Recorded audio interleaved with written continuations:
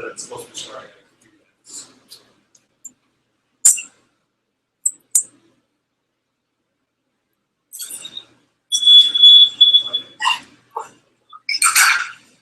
So it's supposed to be starting.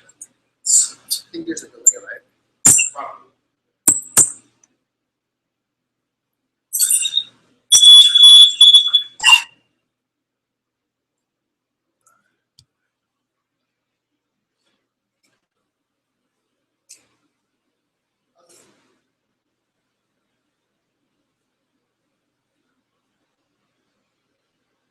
You guys hear it okay?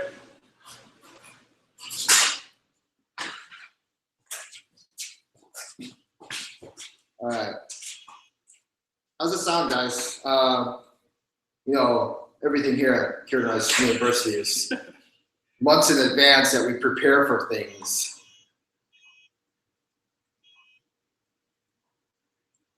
How about the sound? Sounds okay? There's no black couches, but we have black chairs. I think I was getting a feedback because I was running the YouTube channel alongside with it, and it was a double feed. But we're all good to go? Okay. All right. Okay. Welcome to the Kirin Rise Wing Chun University. Sunday morning, and there's school.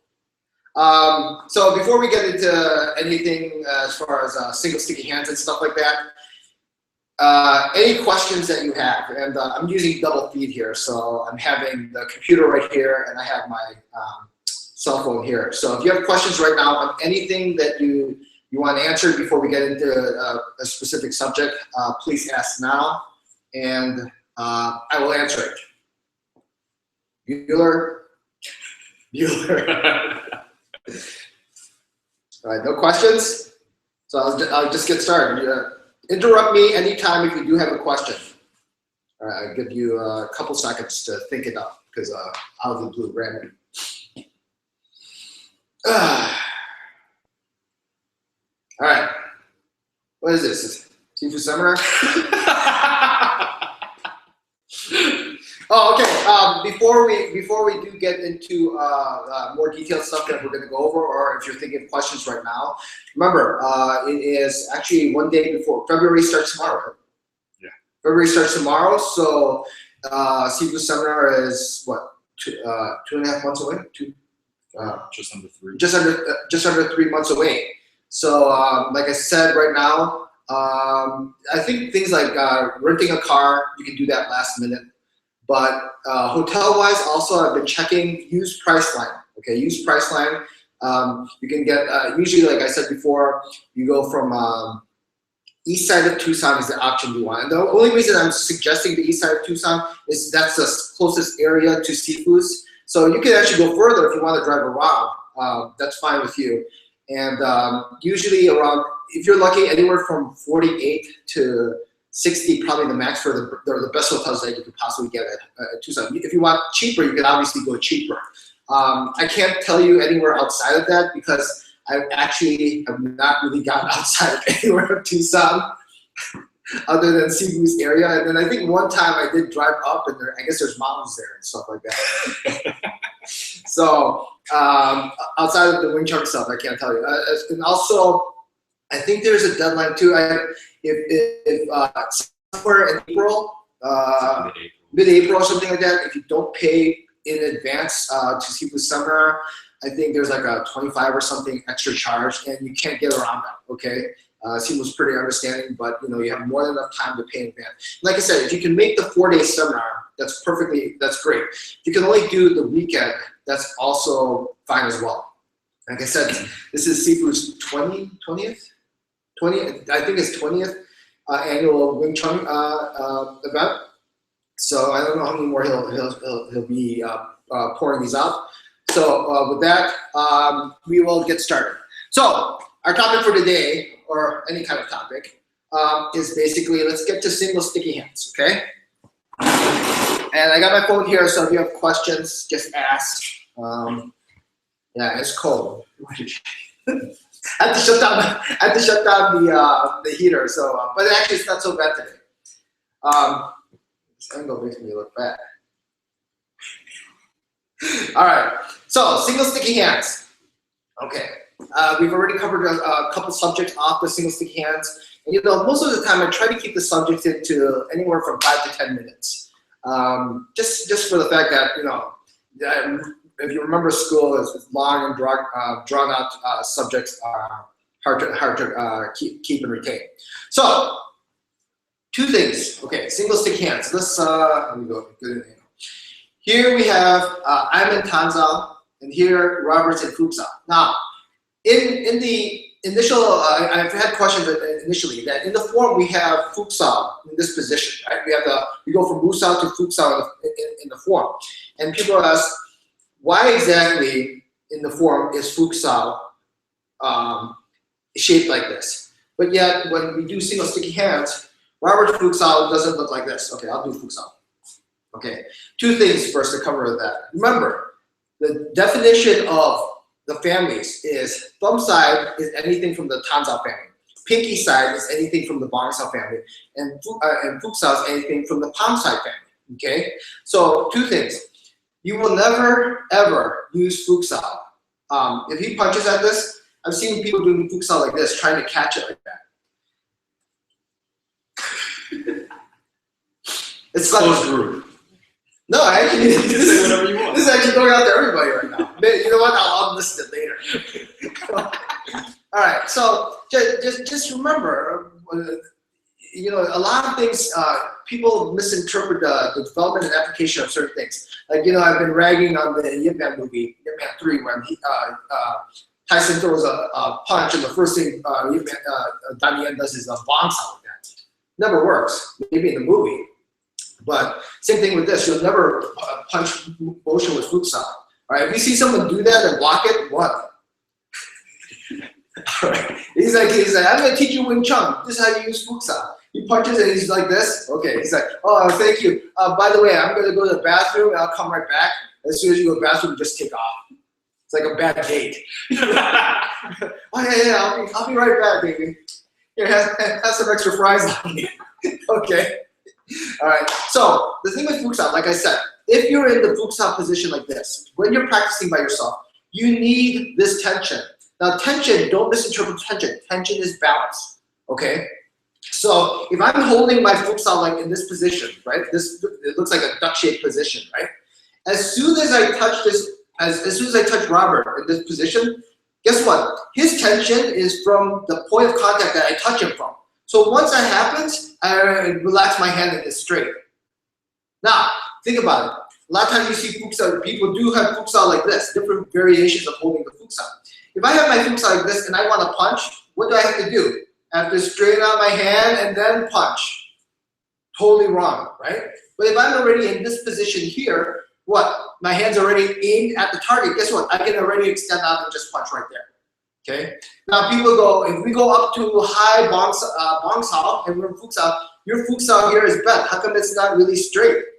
Difference is, in this situation where you're going Bangsal and Futsal, your arms are crossed. So there's no way for either one to attack, right? In other words, this is interfering, his Bangsal is interfering with your Futsal is interfering with your Bangsal. So no way that can attack. So right here, I just have the control of my Futsal here. Okay, but once we go back down, right here, my Futsal is aimed ready to shoot at it. Because at this position, we're both like two parallel streets going from one another. I can go forward, he can go forward, right? So if he can go forward, I can go forward. Robert can from this position, Tom, right? And for me, this position, going back to Futsal, he goes back to Tom, I can punch right away, okay? Another thing, and notice there's a lot of nitpicking with Futsal because a lot of times you see Futsal aimed down like this, right? A lot of people do Futsal aimed down this. But remember, contact is wrist part right here to his wrist part here. That's it. Why? Because at this point, bone-to-bone area is the most sensitive. If you use this area, bone to meat, some people have more meat than others. Right? So like us vegetarians, we don't have that much meat. Oh, you saw that? All right. So, and then the thing is, notice my futsal, if I have it like this in form position, like it's ready to shoot. If my futsal aims this way, downward like this, guess what? There's a reason you go like this. You're dribbling, the force goes downward. If you have your futsal resting on your pole like this, you'll go down, right? My futsal is like this, so it can go forward. Like if you think about like a snake motion, right? A snake moves this way, side to side, okay? The only thing that moves up and down is a dragon. All right, so just remember that. My intent is what? To be able to aim straight to him. His intent is to be able to go straight to me. Okay, and remember that's one of the key things to remember when you're doing single sticky hands. Okay, all right. Someone asked a question, I think, or someone could just be texting me. All right, let's see. Crickets. Scott, you're too funny. Okay, here we go. Okay, we got some questions here. I'll jump in and out of stuff. What are the basic rules of engagement for each practitioner? The person doing bond time initiates motion, and there should be. And are there more individual rules we should bear in mind? Okay, good question. Okay, so when we're in single sticky hands, okay. For now, I won't go too much in detail because there's a lot, but just the main things you remember. From this position here, just remember, his position has for now, a more active position. So when we're in Tanzao and Futsal, while I'm ready to move, he's actually the one who's going to initiate the roll. So when he goes up to bomb, I follow him, and then I'm in Futsal, right? And then in this same position, bombs out, he's actually the one initiating the move also. When he drops back down, I actually come back and cover back to Futsal. So in that sense, in that particular position, I don't want to say reacting to it, but I'm ready to move from it. And there is reasons why he will initiate the motion. It's just the structural position that he's in that's leading it, okay? When we do single stick hands, okay, let's just do, I'm just gonna do a little motion of single stick. We do single stick, let's go. 1, 2, 1, 2. Okay, so when we do single stick, right, every time we move, right? Right now, keep it simple is here. I've talked about this before. Our level, or if we're playing, let's say, tennis, right? This is the net. I don't cross his area, he doesn't cross my area. We keep agreeing to meet right in the middle, right? I'm South Korea, he's North Korea, and this is the DMZ. No one goes beyond that, okay? So when we go up, now remember, a lot of times it happens when you actually roll. He rolls up, it's not uncommon. Imagine, if I push you, it's common for someone to push back, right? So for example, if we roll up like this in single sticky hands, all of a sudden, it feels like I'm controlling my own hand, but it's more often than not when you practice it in the beginning.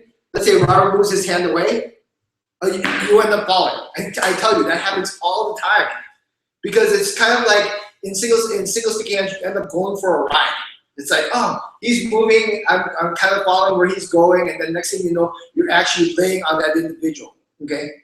Remember, you are controlling your own technique every single time, okay? So from here, if I go up like this, I go up, bong, right here, he goes down to tan, goes up to bong, down to tan, goes up to bong. If I move up, he should be controlling his own technique. He shouldn't be like this. He's here and he pushes out, and I go like this, like that. He's not controlling. Remember, in the basic premise, right? In Kirin Rise Shadows, chapter 1, when she's in their stance and she pushes against her, what's she trying to do? She's trying to push against it. Instead of controlling her own technique and letting the force come in like this, she's pushing against it. That same concept applies to everything you do in single sticky hands or any force. Do not fight the force. Do not push against the force. You, in essence, are basically a wall. And when the force comes in, you hold your tension right, it will reflect the wall, reflect the force right back out. So from here, if I go up like this, boom, I equalize and neutralize this force. Equalize and neutralize, the best way to understand what that initial theory, principle, and concept is. Equalize and neutralize is basically, first, equalize the force. In other words, if he goes 1 pound, I touch 1 pound. If he goes 5 pounds, I gotta match 5 pounds. If he goes 10 pounds, I gotta match 10 pounds. And then once I touch that force and equalize it, then I have to move with it and neutralize it. And the example I always commonly use for this is, you see about if I have an egg, right, and I toss it to Robert, here's an egg, right? If he, how many eggs I toss it to you? All right, if I have an egg, I toss it to him. If he just grabs it like this, he'll crush the egg right away. But a lot of times, oh, actually, better example, water balloon, right? You have the water balloon, right? You do water balloon, all of a sudden you play water balloon, and you grab it like this, all of a sudden you're all wet, right? But usually when you toss the water balloon, you grab it first, and then you kind of neutralize. So I touch the balloon first, and then I neutralize that force. So that's the same concept that's happening every single time. When we go up, even though we're barely touching, because we have to have motion in there, once he gives me, let's say, 3 pounds, and I have 3 pounds, I match his 3 pounds, and he matches my 3 pounds, and here, hard to see, right? Hard to see, but I'll exaggerate. He pushes forward 3 pounds, I push forward 3 pounds, and then guess what? As soon as we neutralize it, it automatically stops. Okay? Now, it is common in the beginning to be unaware how to do it. The thing is, force-wise, you don't have to think, oh shoot, is he gonna give me 1 pound? Let's roll. Okay, let's just roll. Roll right? Okay, right here I'm keeping the force even. Okay, now I change the force a little. Someone's got a bad stance. There.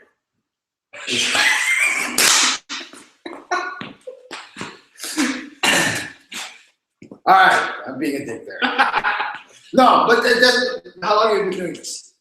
8 years. 8 years, right? And even then, Robert's skill's good. But there I give him more force, and then another one I gave him less force, and then all of a sudden he was like, oh shoot, there's gonna be more force in there, and it goes forward. Right? That happens all the time, and it takes a lot of training to make sure that I'm a solid wall and don't go chasing the force out like that. Okay? So he's just got to, look, if I touch him here, right? Okay, now I'm basically barely touching him. There's about maybe 1 pound of pressure. I put more pressure on him. I'd say about 3, not even more. Okay, I exaggerate more. Look, say right there, he's able to neutralize it. Why? Because there he's trusting what he's doing. Well, all of a sudden he doesn't trust what he's doing. He's like, oh, I'm gonna push out for it. Guess what? That's common because people think, oh, I gotta put that forward energy into that motion. I gotta really make it strong and have that forward energy into it. Guess what? When you put that forward energy into it, go ahead, put forward energy into it. Drill it, drill. Go ahead, go, drill. Oh, guess what? Yeah, if I'm stupid and he goes forward and I want to clash into him, yes, we will both end up neutralizing each other. But guess what? If he's like this, he's pushing more into it. I don't want to give him to it, but I just take advantage of that right away. Remember, the wall is there for you to reflect the force. But guess what? Imagine a wall without a wall. That's the best way to do that. The wall is there for your protection, but at the same time, when he tries to feel for it, he can't feel that to counter it, and then I can hit him right away. That's what you're developing from that. Okay. That was a long answer. All right, Mike. Hopefully that answered your question. Let's see. Okay, Chris. I see you readjust the foot in the tan position. Can you talk about this? All right. All right. This is going to be a little more deeper subject, so bear with me right now, okay? Chris is asking that he sees in Tan's position, right? And, okay, I'll exaggerate here so you can see. In this position, okay, how do I make this so you can understand? When you imagine your hands as blades or knives, okay? Imagine I throw an apple at Robert, okay? If he holds his knife like this, the apple, automatically, the apple at this position coming in cuts into him and he makes the apple stick to his hand. But now he holds the blade in this position. See a little more change, right? I throw the apple to him. Oh, now the apple doesn't hold on to it. Think of your hands as blades. You can say blades or even like Wonder Woman, like reflecting stuff.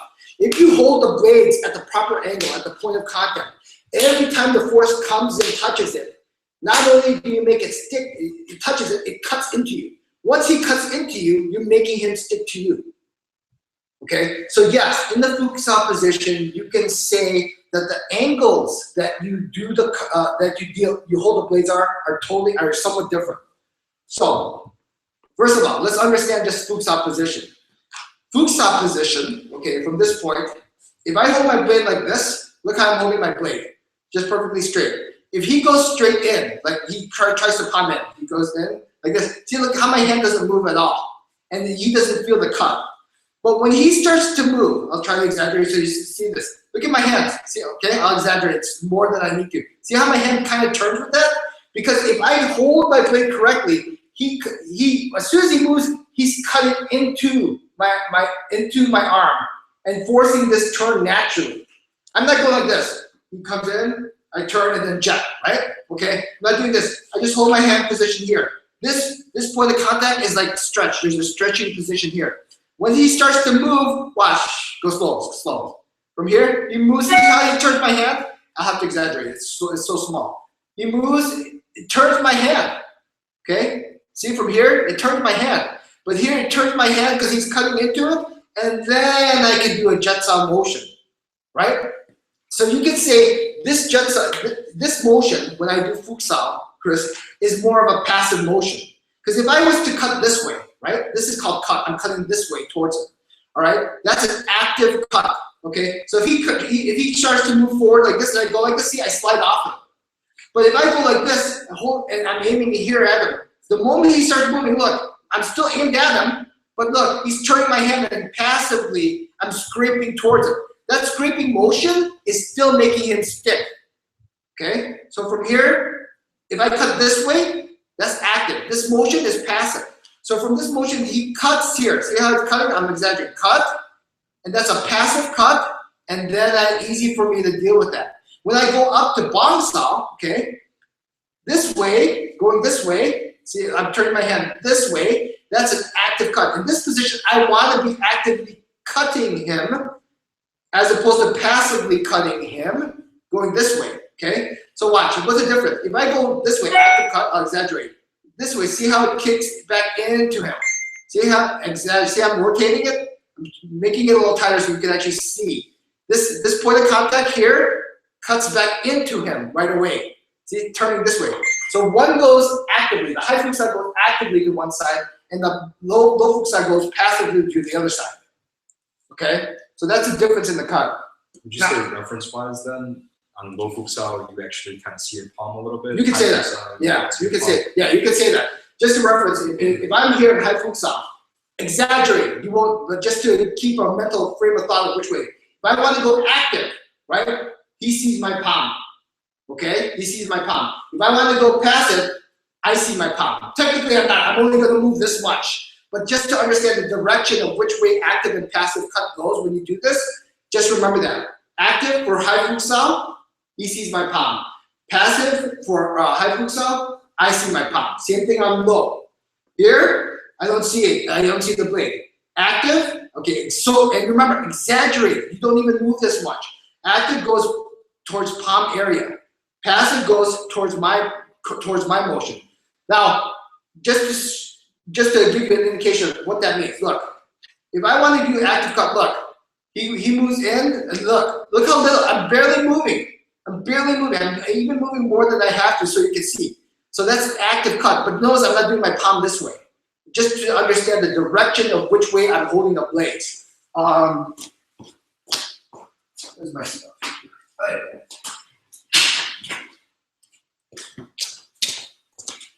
Oh yeah.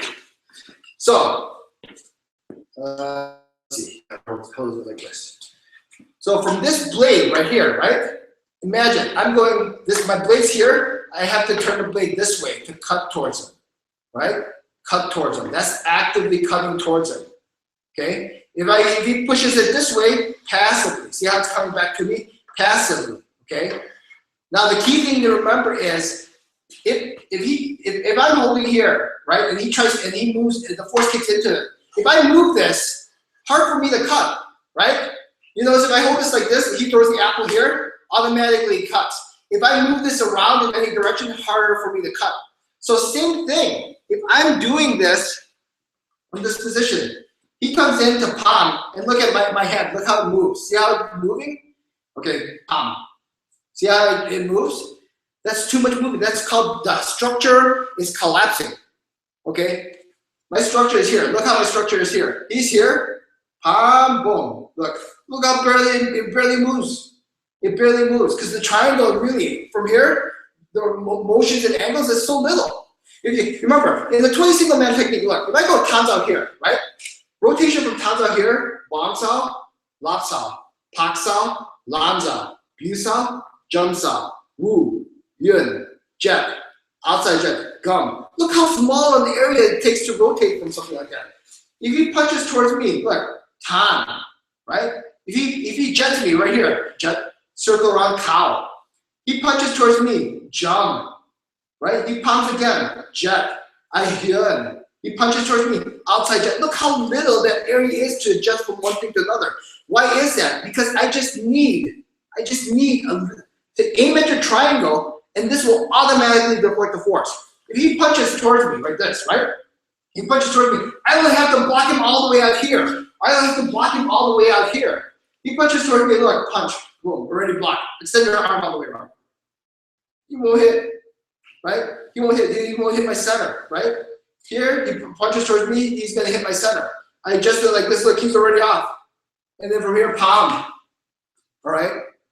So that's part of the guts development that you work on constantly in Wing Chun. I tell you, I've always said like this, Wing Chun, biggest set of balls. Really, you gotta have the balls to move in and not be afraid of getting hit. Not be afraid of seeing the attack. You have to have such focus that my job is to kill and attack this center line at all costs. Not that he punches like this, oh, he punch you, I block. Okay, you train like that, that's fine. Okay, Wing Chun does not train like that. He punches at me, I don't see this punch, okay? All I see is, okay, I'm focused toward that target. Whatever at all costs I'm doing is to get to that target every single time. Okay? All right, let's see. Chris, mind you, the subject I talked about, active, passive cuts, I know I haven't even covered this at all. So if you're scratching your head, what the hell are you talking about? Just keep it in mind, the cut is just the ability right now to send back the force and also basically to make the person stick to you, okay? All right. Okay. All right, Raphael asks how detachment plays a role on Chisa. Detachment, okay, I know detachment's a tough subject. You know, detachment, most people will be like, oh, I'm detached, I don't care. I'm detached from detaching. Okay, to keep it simple, okay, when you learn how to detach from something, it's not caring anymore. Okay, it's like, oh, I don't care. If I get it, I get it, whatever. C'est la vie, whatever. That's not detachment. Detachment in the end is, for example, when I finally understood what that was for me, right? It was a case of, okay, oh man, I really want to get good at Wing Chun. I really want to practice every day. You know, you just feel like, what the hell? The more I tried, more practice and getting some, wanting it, the harder it was to get it, okay? So in the end, when I finally understood what the detachment part was, and this is just a very simplified form so people can understand, is the passion, the desire, the want was still there. The main difference is I was able to control the overall ego. That was the difference, okay? That means, oh, okay, let's do it from a fight scenario. I want to get to the center line, right? I want to get to the center. That's my goal. That's my desire to get to the center line. Now, if I go in to pot punch him, and then all of a sudden he blocks me, right? And I'm like, I really want to get in the center line. I really want to get in. I'm trying to force my way into that, okay? That is the ego taking over and not letting you listen to the force. See, the force is around all of us. It's always happening no matter what we do. But the combination of your ability to listen and to balance your will to deal with that force is what's really difficult. It's one thing to hear it. It's one thing, but you remember, once you have a skill and you want to apply the skill over and dominate the listening ability, it can't. You got to juggle it all the time. So detachment, you can say, is like, I want to get to his center. And he blocks me. Fine. Fine, he blocked me. I still want to get to the center. I still want to get to him, and I get to him, but not forcing my will upon him. In other words, yes, I will run into things that will stop me from getting the center, but I just simply go with the force and still continue onto the path, okay? Detachment in the sense that my focus is getting to the target, but not forcing myself to get to the target. Detachment also is not being afraid to get the hit. You gotta learn from that, and that takes a lot of training because a lot of times, let's say Robert's here, he pop punches. Pop punch. Oh shit. You see, I'm like, oh, frick, right? Let's look at this here. He pop punches. You know, you see, I'm trying to block it, right? I'm trying to block because I don't want to get hit. I don't want to lose, right? But if he pop punches me, right? And you see someone chasing like this. See, I'm chasing like this. But here, I want to basically hold my structure. Yeah, I hold my structure. I haven't changed anything. I want to hold my structure. I want to trust in my structure. I want to detach from the fact that the winner or loss is not really that important. The process is what you want. The process is the focus. Okay, if you can get to the process stage, you know how you train all the time and you're like, shit, I really want to get to that. I want to be able to do this. And then you're so focused on getting the end result until you get to the point where it's like, I really want to train, as opposed to I want to get to the end. Then you'll understand what the concept of detach is. Because people are like that. Yeah, I'm going to train. And I really want the skill, but I don't want to train anymore. It happens all the time. Okay? All right. Questions. Let's see. Okay, Philip, isn't his bounce out a reaction to your punch? Okay. Bounce out reaction. I'm assuming that you're talking about the Ip Man 3 where he just reacts to that. Let's talk about that. Okay. Everything we do in Wing Chun has a specific goal. Okay. Wing Chun, you train to have an automatic response. Okay. Automatic response. And what does that mean? In other words, I have a dog. Here's a bone. Dog, here's a bone. Sit. Sit. Perfect. Right? If I'm dealing with Robert here, right? And he has a bounce out here, okay? I'm touching him right here. If his tension's wrong, I go like this. He automatically, okay, actually, let's do it this way. I'm giving him more force. Here's 1 pound, 2 pounds, 3 pounds. 4 pounds, 5. And I want you to physically adjust to do that. See, he's trying to adjust to it, and then look, right? In other words, if the tension is incorrect at the moment it happens, you're wrong, okay? Because this goes in perfect correlation with fighting and self-defense. What's the difference between fighting and self-defense? Remember, fighting, you have time to prepare. Okay, hey, jerk, you took my bibimbap. You're at a restaurant. What the hell? You want to fight? Huh? Keseki. Right? That's why you're 2 idiots who aren't smart enough to get out of this situation. Okay, that's fighting.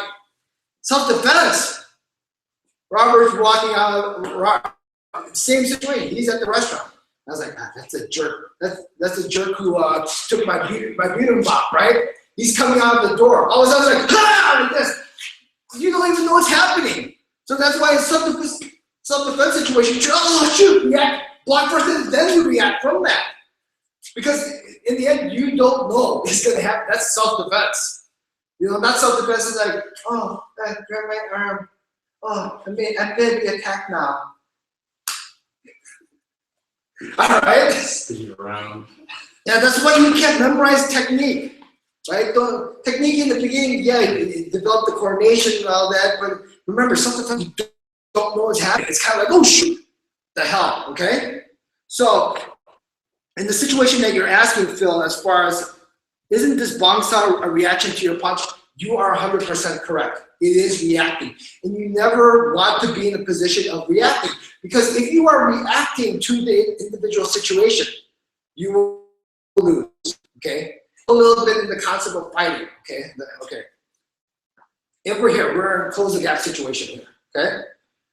Wing Chun, we spend so much time, all the time blocking, Okay, and this is the understanding of the yin and yang and the balance of everything that you do. Why do we spend so much time blocking? Because then people go, Wing Chun, is it offensive? Is it defensive art? No, it's called balance, right? Okay, why is that? Because if I spar, okay, if I practice sparring, this is your reaction. And by the way, before I used to spar all the time, a lot of sparring back in the day, okay? That got me the big goose egg, for skill-wise. Because sparring, don't get me wrong, sparring is perfect. You want to do tournament fighting, sparring is perfect. Now you want to do self-defense, I guarantee you, sparring will give you the wrong reaction every single time. Okay, because in Wing Chun, or in anything that you do in fighting situation, when I come in like this, I want to, the reason we practice blocking so much is not so let's say he doesn't attack. Boom, and he attacks. Boom, boom, boom. Okay, keep attacking. Boom, boom. Right. Block. See, I'm blocking, right? And then the next thing, now you're thinking, okay, in a fight situation, he's gonna do that, and then he attacks. Boom, and block. I'm gonna do Matrix style, do block all the time. No, in a real fight situation, okay, when you apply the Wing Chun, the reason I spend so much time blocking is so I have the balls to go in. That's the difference. Okay? That's the difference. Because when you watch, I don't care I don't care how many hours a day they train or whatever. UFC, MMA, whatever, boxing, whatever. Okay? Once you start going like this and you have the sparring mentality, okay, guess what? They start attacking and they go boom, they're covering it, they go back and forth, dodging in and out. Okay? Self-defense situation, you don't have that luxury. You don't think that way. Okay? Because self-defense situation now it's life and death. Sparring is like point, no point, or I get knocked out. Okay? So the reason I have this, why we focus on the defense is because instead of being afraid of getting hit, moving back or retreating, is as soon as he moves, I want to go in and go for the attack. That's why. So that's a balance.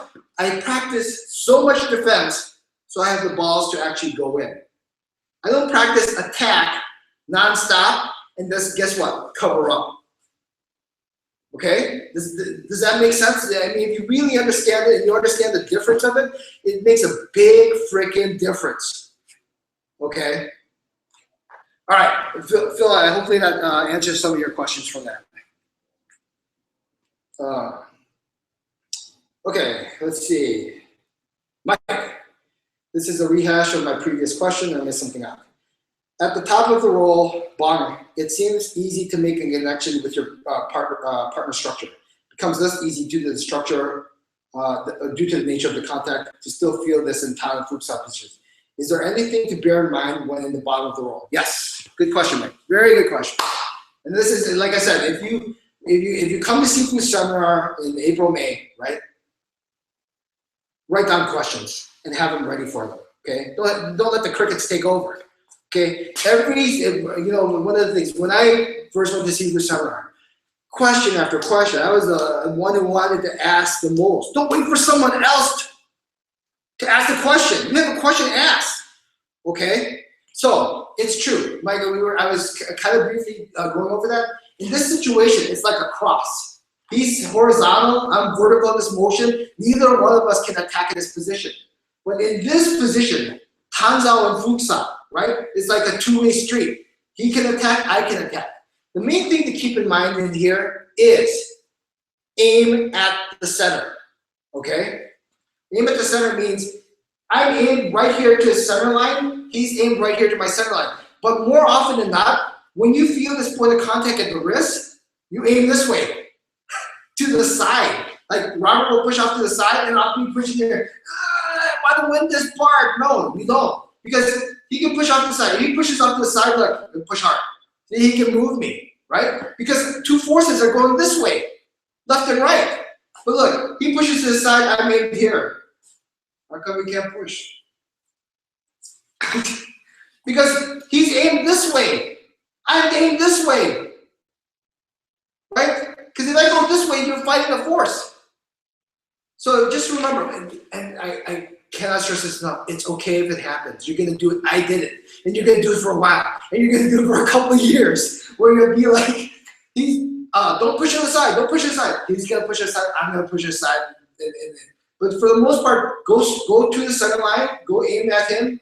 He aims at you, and then right there, you'll feel the skin pull right here. It won't slide like this. See how this is sliding? You'll feel a little skin. The point of contact you make, the skin will pull, and that's what you want to control. If I control it, right, he's stuck to me. He starts moving, he's stuck to me. But if he doesn't control his motion, he'll slide off it. See, he slides off it, that's just fine. He slides off the line, I can hit. Okay, so this is, in the end, the essence of everything that we're doing is about the control. Do not get fooled by all the outside forces around you. You must control your technique. Okay? Okay, Chris, go with the flow, you feel the movement, locking and freezing with the fluke. Nice answer, thanks. Setting against sickness. Okay, all right, good. All right, if you have more questions, ask, okay? I think I've covered some basic stuff with the single stick. I wanna go, if you have more questions on anything, we'll go over it. For now, just, I'll give Robert some time to ask questions that he has or go over particular stuff. You got it. Putting it on the spot. Cricket. What do you think, Kim Jong-un? Any questions?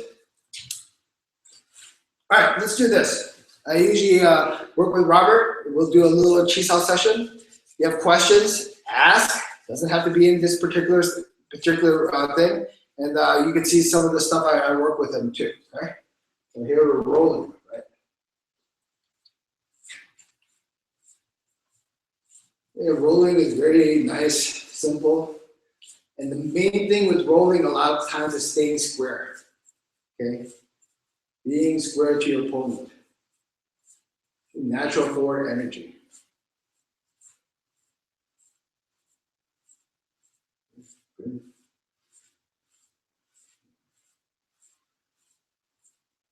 I tell you, when you get good in Chisao, even if you get bad in Chisao, Chisao is the best game you can ever get. That's why my Xbox and my PlayStation all gather dust now, because this is a lot more fun.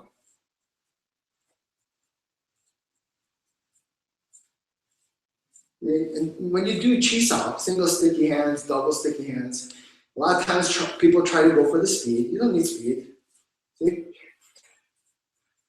Just time it. He doesn't even know what's happening. Time it.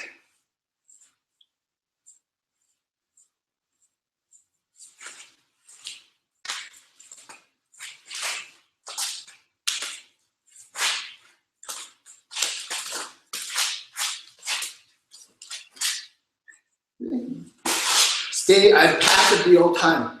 I make him talk, I counter him every single time. Okay? Okay. We'll come back to that. Request. Let's talk about changing. Okay. So from here, I'm in Tan Bong, right? Tan Bong. Tan Bong. Now all of a sudden, I want my partner to switch over from the other side. So who initiates this and how exactly do you do this? So from here, I'm in Bangsa, I'm in Tan, right? The guy who initiates a Tanza motion who initiates the initial move to go to Bangsa will also initiate this particular move to go for the change. So from the Tanza position, instead of this motion of drilling up to the center like this, okay?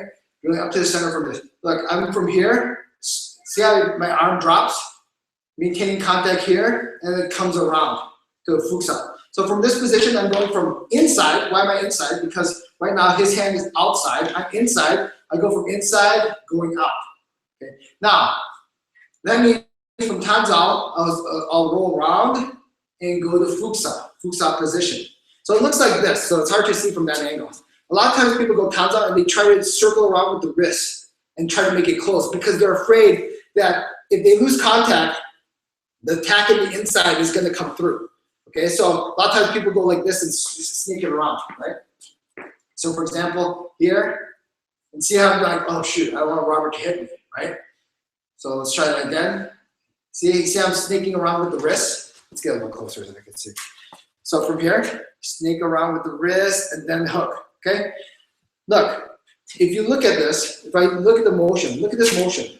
I can actually have a bigger circular motion to do this. Now, what is the defining thing? If you imagine this is the tip of the cone, and this is the bottom base of the cone is the rotational part. So even if I go out like this, see how I'm out like this? Guess what? I don't chase, if he comes in to attack from this way, I don't chase him from this motion, from the outside in. From here, my elbow already covers, okay? So what does that mean? If I go from this position here, I circle around. Look how my elbow, if my elbow's out like this, he punches, oh, I'm gonna try to chase him to cover it, right? But from here, I'm here, look, even he punches, look, my elbow covers in already.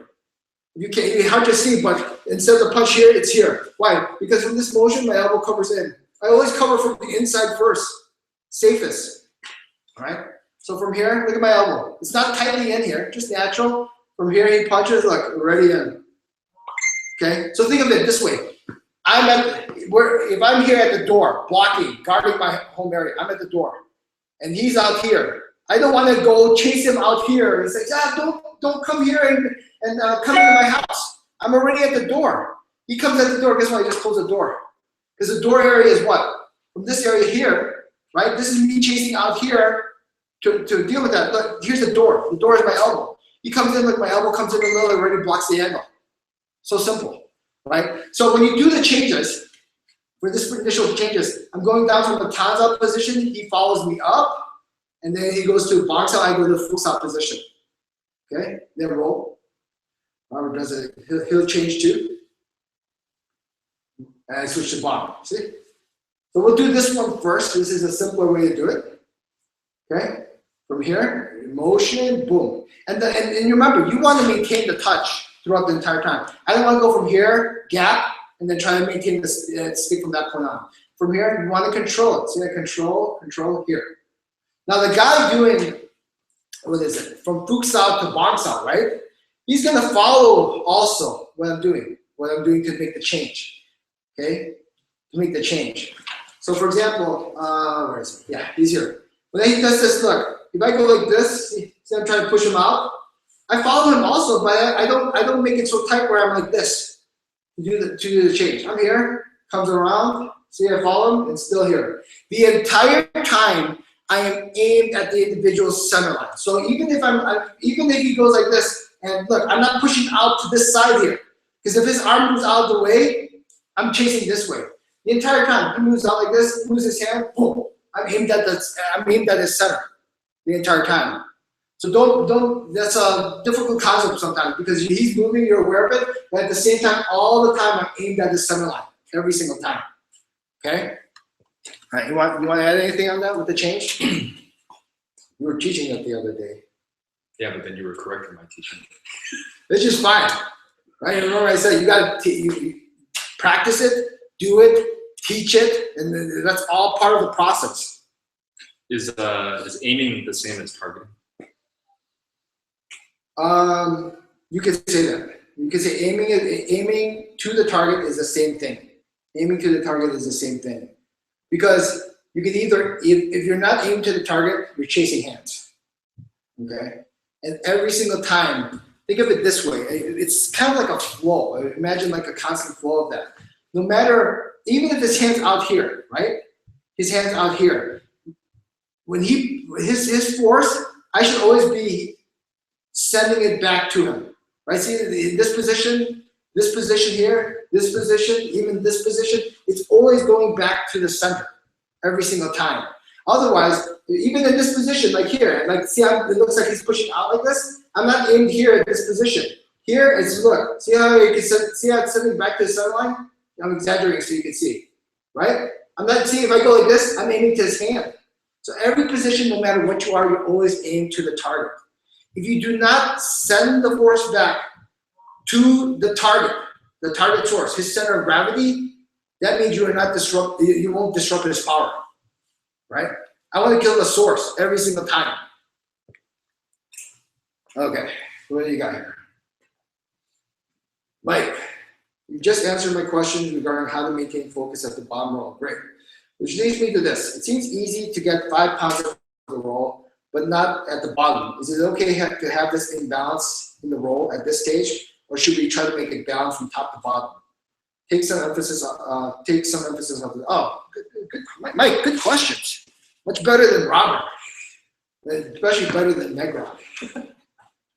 All right. At least I'm not at the bottom. Yeah, but you remember Negron's philosophy. If I'm at the bottom, I can only go up.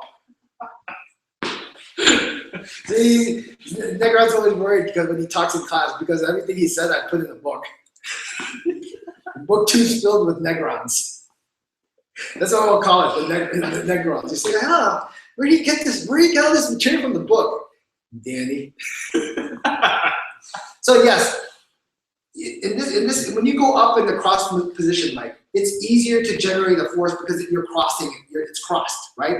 It's an X at this position. He's pushing, pushing. There's nowhere to go, and the easier for me to generate that position. But when we're more parallel, it's a lot. You don't need to put. You actually have to put. Actually, I'll show you this. You have to put less effort to create the contact here, and actually a little more effort to feel the contact here because it's more sliding here. Now, 2 things I have not spoken of specifically. There's 2 motions that you do when you do tan bang and you do fuksal, high-low fuksal. When you do tan bang, this motion develops your drilling motion. Okay, drilling motion looks like this. That's why you do inside gate. This is a drilling motion. It's just so you see, it functions like a drill. I touch, I drill. That's a drilling motion. But with futsal, I chisel. It's a chisel motion, totally different. So he drills, I chisel. He drills, I chisel. Totally different motion from that point on. Now, the question is, does it matter whether I do 5 pounds on the top, 1 pound here, or vice versa? As long as you neutralize the force, that's what's the most important thing. Okay, there's one thing to do 5 pounds of pressure, but for example, I'm doing 5 pounds of pressure on a rock like this, but I'm not controlling my own force, right? I'm trying to put 5 pounds of pressure, 5 pounds. You want to be, okay, if I can only control 1 pound, say I'm putting 1 pound, and if he moves out of the way, see, I'm still controlling it, perfect.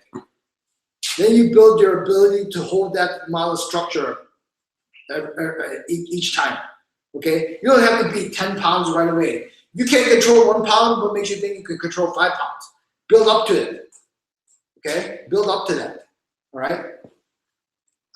Okay, so no question for now. Okay, yeah, go off of that. So you're talking about controlling or matching the amount of force, right? 1 pound, 1 pound. So what are you matching with if you're not doing it with the arms? Because the arms will chase, right? So what is actually the whole body? So how does the whole body engage then in order to control that? Okay, how does the whole body? Okay, so for example, I'm in this position, right? He's pushing against me. If I just use my arm, see how, you know how a lot of times I tell you, your shoulders rise, and stuff like that. He's pushing my arm like this. See how my shoulders like this? And now all of a sudden you see a delay as my body reacts to it. That's why from here, this position here, a lot of times I sink my elbow. Sink elbow is not enough. You can sink your elbow and still not be connected, but I then twist and lock it into my body. So look, when he starts pushing towards me, right away you see Alexander. See how he moves my center. See how my center is, I actually have to control my center to deal with that force. So from here, if the entire body, if I go like this, now my body's connected. So watch, when the force kicks in, right, it goes from one structure, which is fully the arm. If it's not connected to my body, nothing happens. The body just rocks from that. If it is connected to my body, right, from here, now my body is then engaged. Now, when you have the hip tucked in here, the hip tuck engages the knee, right, and connects the lower body and the upper body with the lower body. And guess what? When the force kicks in, automatically this goes into my body, and then I know you can't see it from here. My knees actually affect the structure then, because if it only goes from arm to body, guess what? It pushes. See, nothing happens, right? I end up falling back. But if he pushes towards me from here, now I know you can't see it. My knees actually automatically engage from that and adjust it. So when that force kicks in the end, it pushes in. I feel it here, and then it goes back. It goes back. See, this is good. Right away, he feels there's a wall. Okay, if he pushes and there's no wall, it feels like this. Yeah, right away. But the moment he touches like this, he push, boom. See, right away. I make him stick to that point. You can see. He exaggerated it. Push, exaggerate. See how it goes back to him right away? So that's the difficult thing. You have to have the three structures connect to one another. The arm, the body, the leg have to connect. So when it comes in from one force, arm, body, leg, body, actually I should say arm, body, leg, ground, leg, body, arm, reflects back. And at that very moment, when we're doing that and you're doing it right, guess what? What he pushes is the wall. He feels the wall, right? But if I don't do it right, my wall ends up pushing against him. Okay, you don't be like that.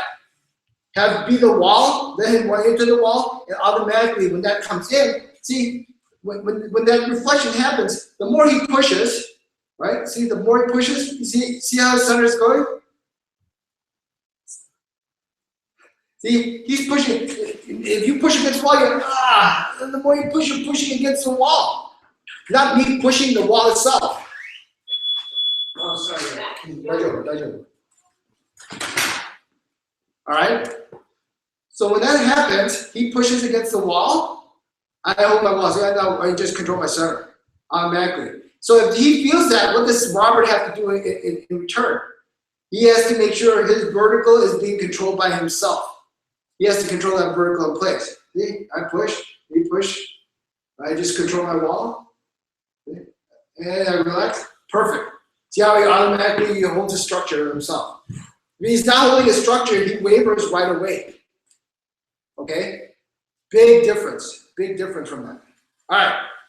It's, any more questions? Just ask.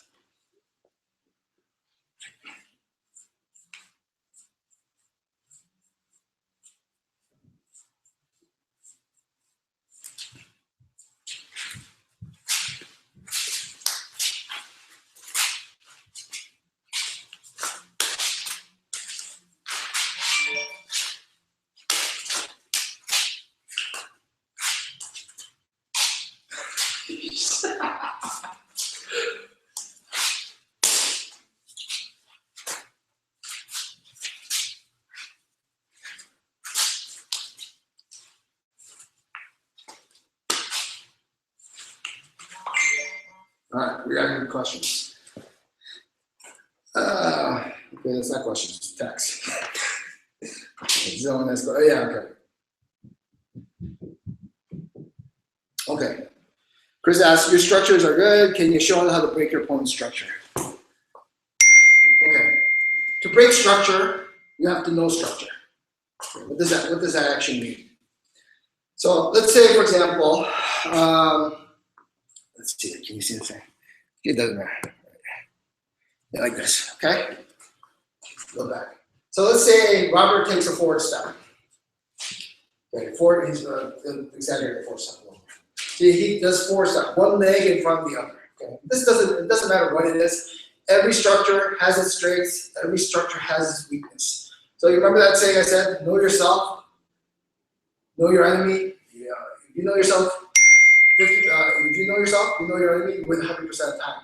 You gotta know the structure, the strength of the structure, as well as the weakness of the structure. So here he takes a forward step, and from here, it looks solid, right? Even from here, it's solid. Okay, so right from here, you can see the resistance here from that. So to know structure, I have to attack it where it's weak. So notice here in the side, he's holding. Now look, right here, I look at the structure, no effort. It's a weakness of the structure. Okay? So to remember, I am not, how do I phrase this? I am not trying to, per se, destroy the other individual structure. That may be a result of it, but I'm not thinking, how do I break a structure? How do I break a structure? How do I break a structure? To deal with his overall force or deal with whatever his structure, I simply control my own structure. Okay? If I control myself, I can adjust automatically even before he adjusts every single time. So when we were Chisan right here, right? He ends up punching, right? See how I block right away from here, okay? I'm not thinking, okay, block the attack, protect your center at all costs. I'm simply from here, hold my triangle. By holding my triangle in place, he punches, right? He punches, see how it's into my center line, right? So I'm afraid of him if he's gonna hit me, I chase it out like this. See how I move his head all the way out. Now, technically, you blocked it, right? You could say, I blocked it. But at the same time, you are in no better position to actually hit him. So you're at basically a standoff.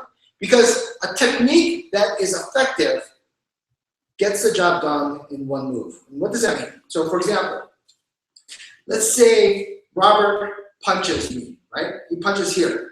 And then you see this motion, me here blocking. See how I'm moving the block, chasing this motion so it doesn't get into the way. Okay? And I understand his second hand is in play. Let's just look at one side of the attack. So here, imagine my gun is here, right?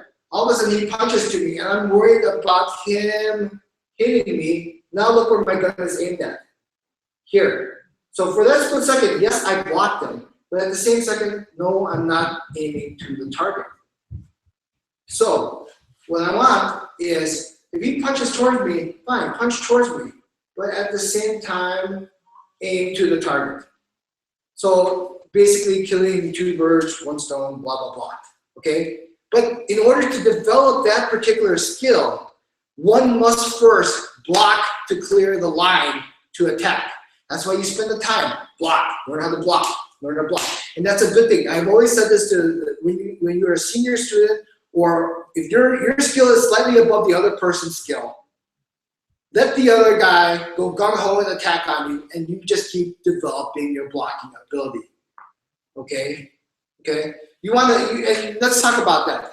What exactly does that mean? What's a good blocking ability? Okay? So for example, he's punching, right? Punch.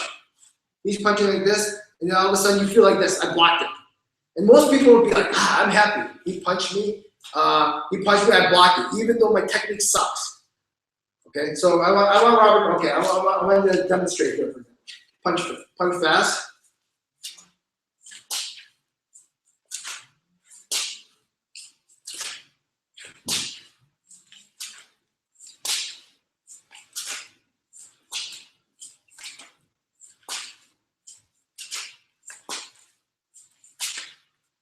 You notice in between those different motions, some of them I chase, some of them I raised up, and some of them I just said, I don't care about the attack.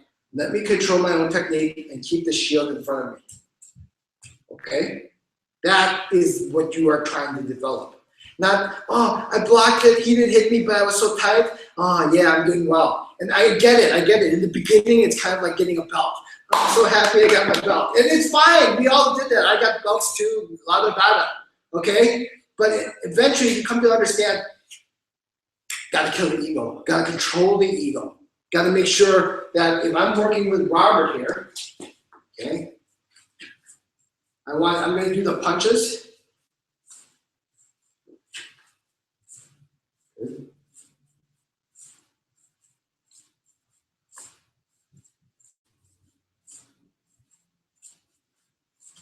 Good. A little hard to see from that angle. But that's the thing. You want to be able to stare at that ball. You want to be able to not chase the hands out. Because you're like, oh, there's an attack. I want to block it out of the way. I understand that's going to happen. I understand. You got to just understand. You got to take the time to develop it. Okay? And properly use Chi-Sao to develop the skill to be awesome. Okay? Because then everything will be awesome. I don't know, maybe I watched a Lego movie or something. Is your kids too old to watch that? I don't know why I thought that. Oh, we were playing a Lego game the other day. Okay. When do you know the backward break? Great question. Great question, Joe. Backward step, backward brace. Hey, why did I talk about this? You talk about this. You tell them what you know about it. His question was, when do you know to backward brace or shift? Well, you never step backwards on your own. That's an answer of someone who memorized what I taught him. So he went to the first thing he remembered.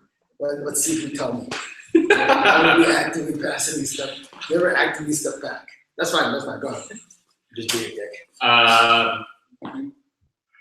When you actually backward brace or when you actually backward step, just it depends on how much your own body structure can hold in terms of the force that's coming in. So like Sifu's saying, you never actively step. All right. Otherwise, then you're anticipating what's happening. But when the force is coming in, it kicks in first to your hand structure, then to your body structure, and then if the force is too great, then the legs lead that motion back to deal with that force, so that you can maintain that zero.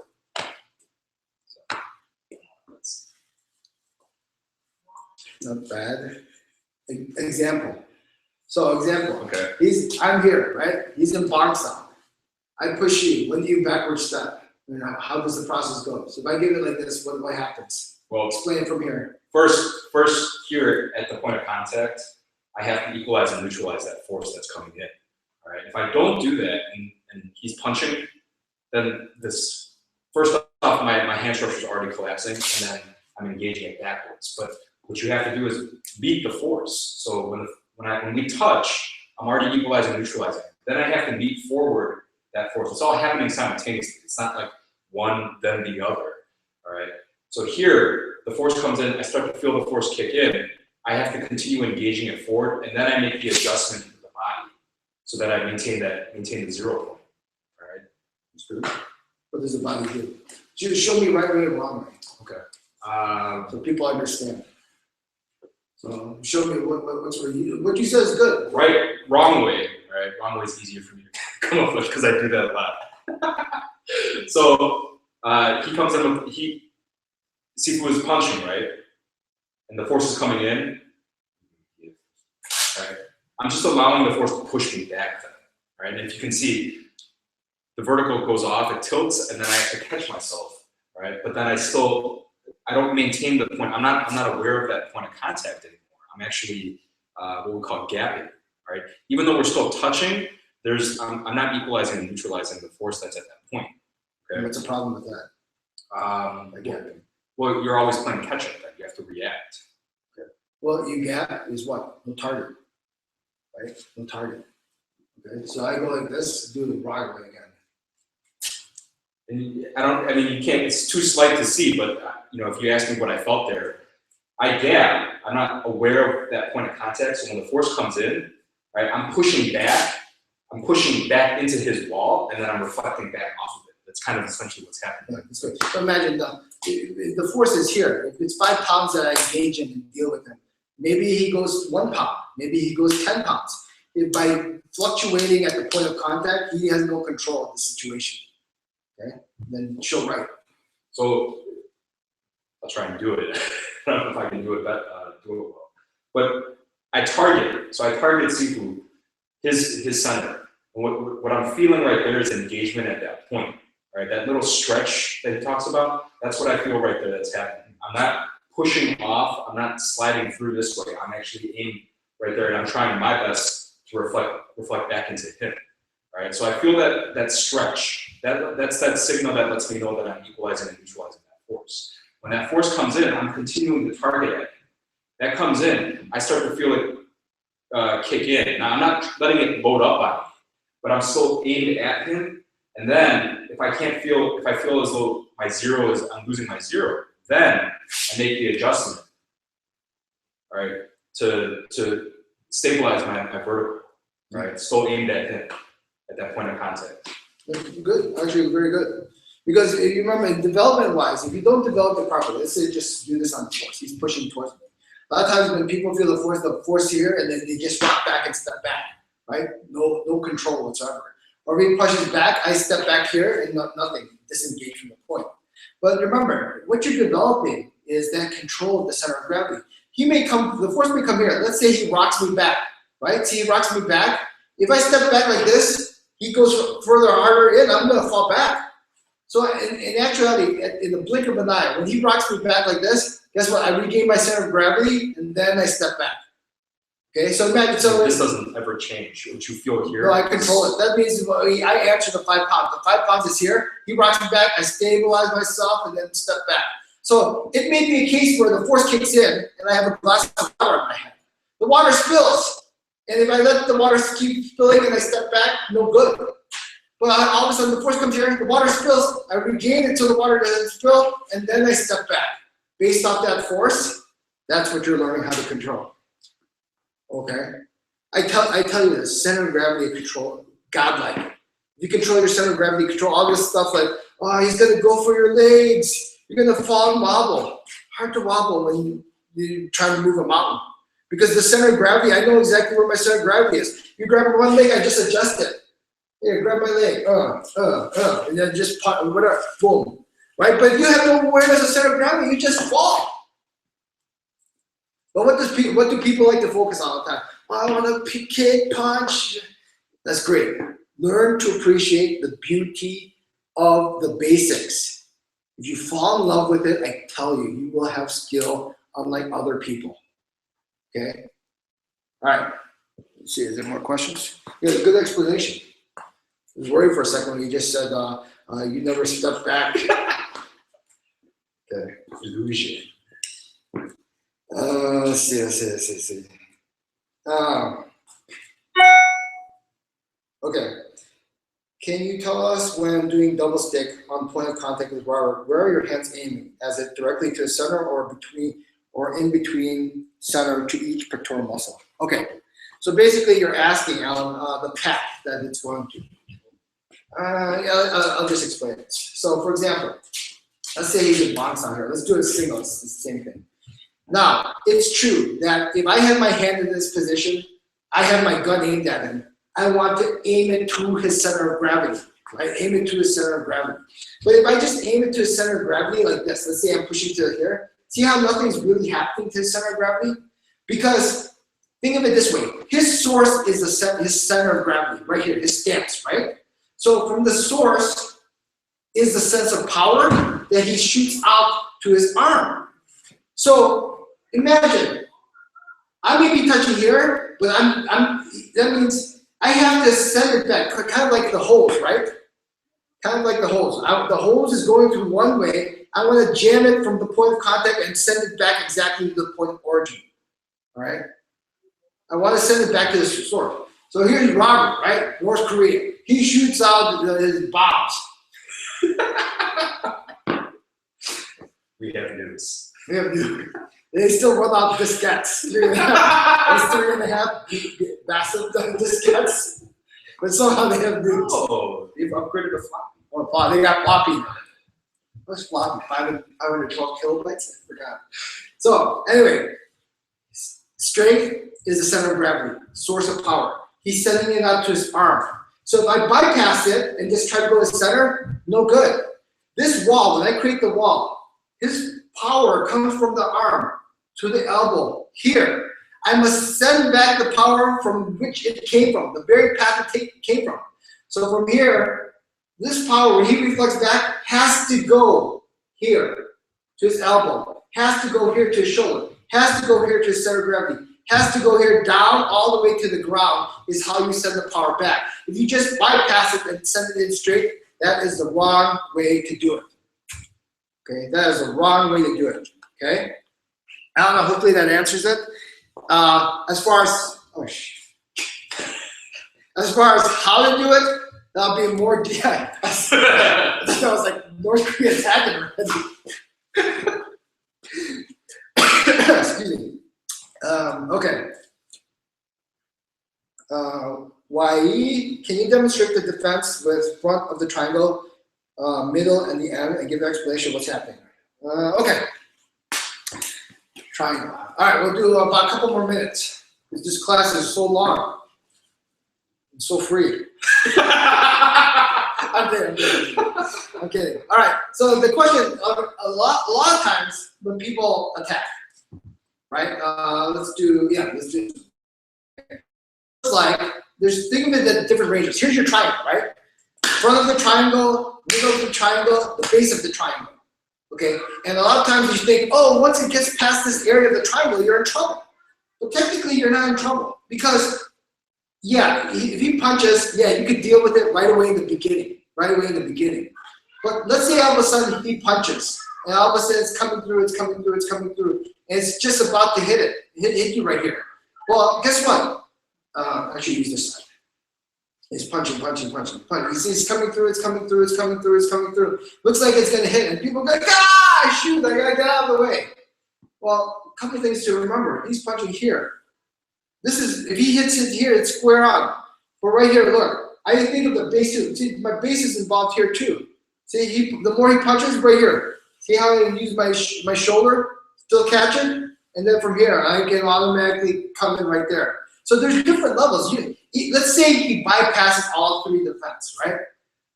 Front, middle, he's about here, he's gonna hit it here like this. Guess what? Range. Look, I change it. See, this range, he has no power either. So even if he gets through all three defense, and then last but not least is night shift, covering everything, right? At this range, even if he hits me, he won't kill me. No power in here. But if I see him at this range here, then right here, last second, I won't give him something solid to hit. Okay? So in the end, I'm literally, think of it, this is all you're doing. And I put this out to you.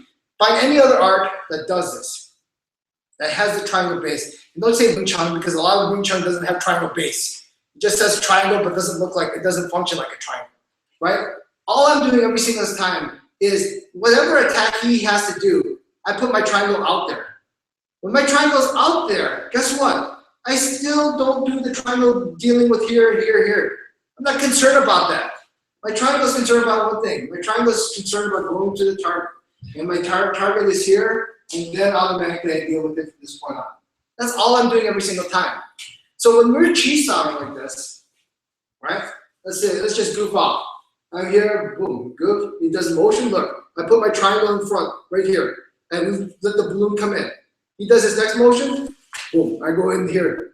He does his next motion, the next motion here. See, my triangle's here. The next motion, he's gonna come the other side. The next motion's here. See, comes on the other side, this way. This side, this way. Oh man, that'd be sweet. You know why I didn't do that? You have to bury your body. You know how hard it is? That's 6 feet. By that time, no way. The hell am I talking about? That goes against Wing Chun theory. Too much work. Yeah, too much work. I'm like, let it be. All right. Okay. Last question. Raph, you get the last question. In Chi-San, how to differentiate the root of the center, from the center of gravity. Damn it, Raph. You have to ask the most difficult question.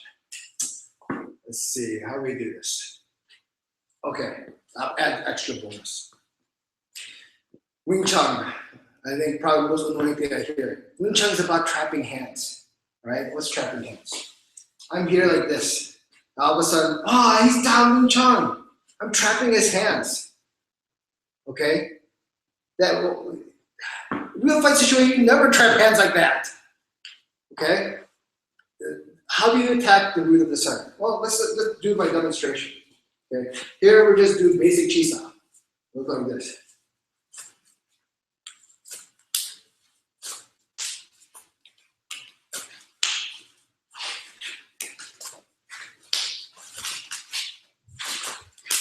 All right, perfect. Yeah, it looks good, blah, blah, blah, patty cake.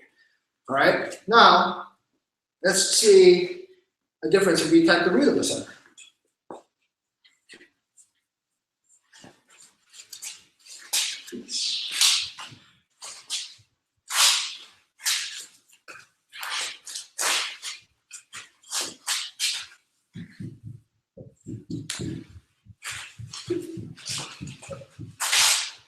What's the difference?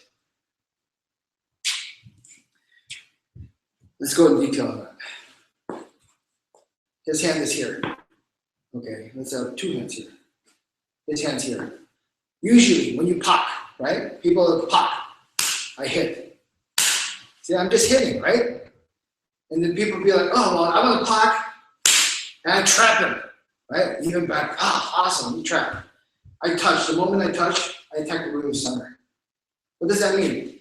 From the point I touch here, this goes to this center. Not only center of gravity. So the center of gravity, look. If I just touch him like this, he does his next motion. Easy for him to move, right? If I touch him like this, he does his next motion. Hard for him to move. Really hard. He's really trying to muscle it through. Because attacking the center of gravity. Instead of center line. Center line. See? Like this, I touch him like this, easy for him to move. You move wherever. I'm hit, right? Easy for him to move. We were chisaging the being like that, easy for him to move. Like, see, easy for him to move, flow, whatever. Right? Now, if we roll, right? Roll.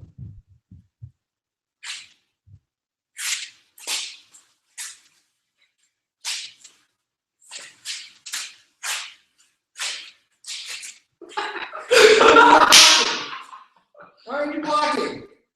I don't know, he's not blocking. I know you're not blocking.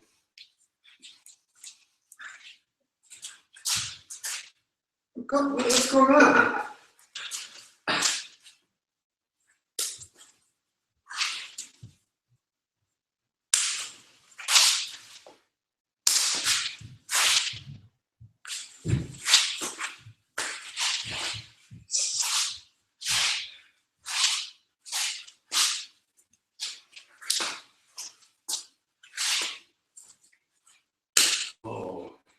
Turn. Yeah, then shoot through. Yeah. All right. Just attacking the center line is not enough. You have to attack the root of the center. There's a big difference. You can see when we're just moving around and then just going towards the center and so forth. There's a big difference when you actually attack the root of the center of gravity. And that's something we'll cover more into detail later on.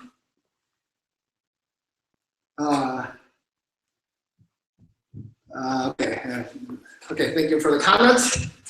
Hopefully you learned a lot. Will I be putting this on later for the players? God, this is good video, right? Probably no. No. I'll put it on the Kirin Rise University. And hopefully you guys learned a lot, okay? Thanks for Robert for coming. Also, hopefully you learned a lot. And I wanted to spend some time talking more about single stick. But I think we covered a lot of subjects, and seriously, you can start to see just how bad, as we're Samuel Jackson said, BMF, that Wing Chun is. It really is. But you got, just like you see, it's such a high level skill that it takes a long time to get. All right, and when you start to understand, holy crap, this is the stuff you can do from it, then you're like, you'll look at it the same way. Just a little brief on history. Back in 93, 95, man, seriously, I had Bruce Lee mentality. I studied many martial arts before. I was thinking, okay, I learned one Wing Chun from this style, and so forth, and tried to mix it together. And you just couldn't make it work. And then eventually, I met Sifu. And then Sifu was like, there's Wing Chun, there's 50 feet of crap. There's most of stuff from YouTube. And then you have the level that here's a mountain and here's the God level. And then I'm telling you, when you meet Sifu, he's literally taking it to that next level of you can't even imagine what that's like. And unless you've met him, touch hands with him, and so forth, it's just incredible. So again, thank you again for joining us. I'll add the link eventually once I figure out how to do that. And then if you have any more questions on the Kirin Rise University, don't hesitate to ask. Thanks, everybody.